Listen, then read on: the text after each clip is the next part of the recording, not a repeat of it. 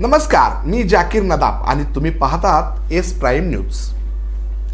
माढ्याचे भाजप उमेदवार विद्यमान खासदार रणजितसिंह निंबाळकर हे देवेंद्र फडणवीस यांच्या भेटीला थेट नागपूरमध्ये दाखल झाले। तर माढा लोकसभा निवडणूक संयोजक जयकुमार शिंदे आणि रोहित नागटिळे हे तातडीने मुंबईला हेलिकॉप्टरने रवाना झाले। ते आज चंद्रशेखर बावनकुळे यांना भेटणार आहेत। नेमकं असं काय घडलं माढ्यात की ऐन प्रचार दौरे सोडून खासदार निंबाळकर यांना नागपूरला जावं लागतंय आणि संयोजकाला मुंबईला। माढा मतदारसंघामध्ये 5 आमदारांची बलाढ्य ताकद भाजपकडे आणि RSSचे नियोजन आणि हजारो नेते कार्यरत। तर मग भीती कुणाची असा सवाल आता मतदार विचारू लागलाय। तसं पाहिलं तर मागील निवडणुकीत अस्तित्व नसणाऱ्या भाजपने कुरघोड्याचं राजकारण करत मोहिते पाटलांना विधान परिषदेचं चॉकलेट दाखवून माढा मिळवला। मात्र यंदा याच माढ्यात भाजपची बलाढ्य ताकद आहे।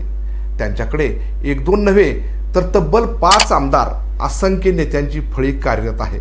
तरीही त्यांना निवडून यायची खात्री वाटत नाही।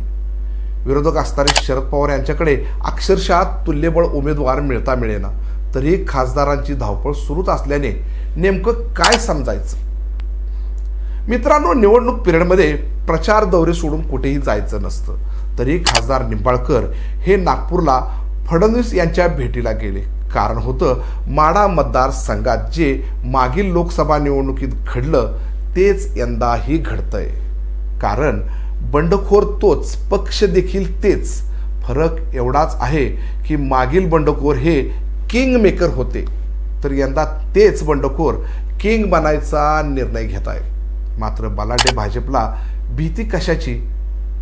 तर भीती आहे चाणाक्ष असणाऱ्या पवारांच्या डावाची, जो टाकला की ते उठणारच नाही।